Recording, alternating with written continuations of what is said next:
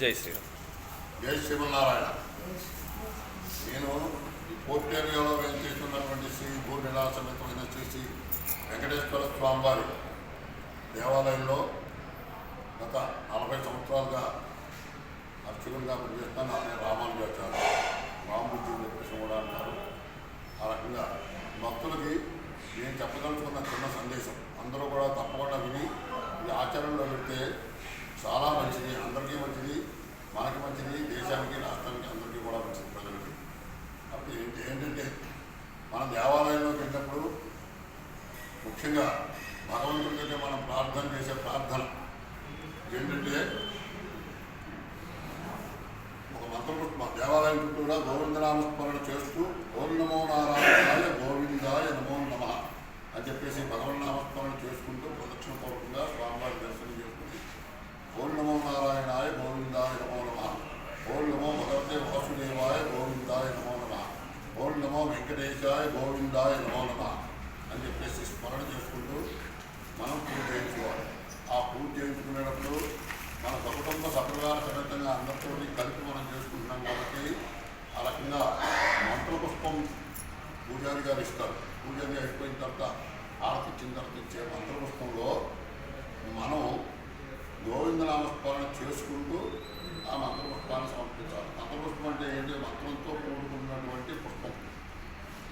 దాన్ని ఏమంటారంటే విశ్వశాంతి మహామంత్రపుష్పం అని చెప్పేసి అంటారు. ఆ విశ్వశాంతి మహామంత్రపుష్పం ఎందుకంటారంటే ఈ మంత్రపుష్పంలో విశ్వం నారాయణం దేవమక్షరం పరమం పదం, విశ్వద పరమాన్నిత్యం విశ్వం నారాయణం మరి, విశ్వమే వేదం పురుషస్తర్విశ్వముపజీవతి అతను విశ్వస్యాత్మేశ్వరం శాశ్వతం శివమచ్యుతం అని చెప్పేసి మంత్రపుష్పంలో మనం చెప్తాం. కాబట్టి ఆ మంత్రపుష్పం ఇప్పుడు ఎన్ని విశ్వాలు వచ్చాయి, ఎన్ని నారాయణ మంత్రాలు వచ్చాయి, అవన్నీ మనం దృష్టిలో పెట్టుకోవాలి. ఆ విశ్వం అంటే అదే, విశ్వం అంటే ప్రపంచం మొత్తం అంతా. కాబట్టి భగవంతుడికి చెప్పే మంత్రపుష్పంలో ఈ విశ్వశాంతి మహాయజ్ఞాలు మహాయాగాలు చెప్పి వరకు చేస్తూ ఉండేవాడు అందరూ కూడా. కాబట్టి మనం యాగాలు యజ్ఞాలు కనీసం చేయలేకపోయినా విశ్వశాంతి మహామంత్రం అంటే మహామంత్రం అంటే ఓం నమో నారాయణాయ గోవిందాయ నమో నమః ఒకటే. కాబట్టి అందరం కలిపి ఒకే కంఠంతో ఓం నమో నారాయణాయ గోవిందాయ నమో నమః అని విశ్వమంత్ర మహామంత్ర పుష్పాన్ని మనం స్వామివారికి సమర్పించినట్లయితే ఆ పుష్పాలన్నీ కూడా వెళ్ళి స్వామివారి పాదాల దగ్గర సమర్పిస్తారు అర్చక స్వామి. దాన్ని మళ్ళీ తిరిగి మనం చేత్తో తీసుకున్నప్పుడు షటభోగం సమర్పించినప్పుడు మనం పెట్టినప్పుడు ఆ పుష్పాలు మళ్ళీ తిరిగి మన చేతికి వస్తాయి. వచ్చినప్పుడు దాన్ని మనం తలలో పెట్టుకుంటామో జేబులో పెట్టుకుంటామో లేకపోతే జేబులో పెట్టుకుంటామో చేస్తాం. ఇది ఎప్పుడైతే ఆ పుష్పం మన తిరిగి మన శరీరానికి తగ్గిందో ఒక భగవంతుడి తాలూకు అనుగ్రహం, ఒక శక్తి, పవర్, ఒక ఎనర్జీ ఇవన్నీ కూడా మనకు శరీరంలో చేరుతాయి. తద్వారా ఏమవుతుందంటే మనకి ఆయురారోగ్యాలు పెరుగుతాయి.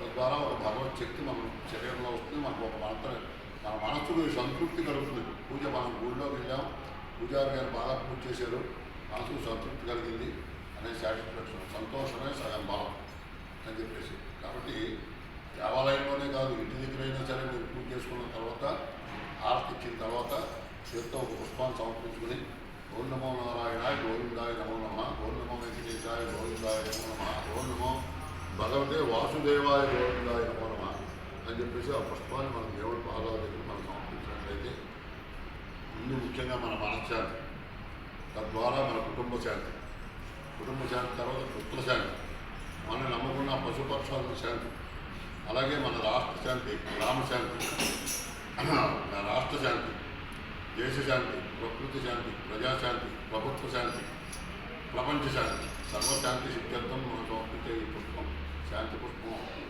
కాబట్టి తప్పకుండా ఈ అవకాశాన్ని అందరూ సద్వినియోగం చేసుకుని అందరూ ఇది విని శ్రద్ధగా పాటిస్తే చాలా బాగుంటుంది.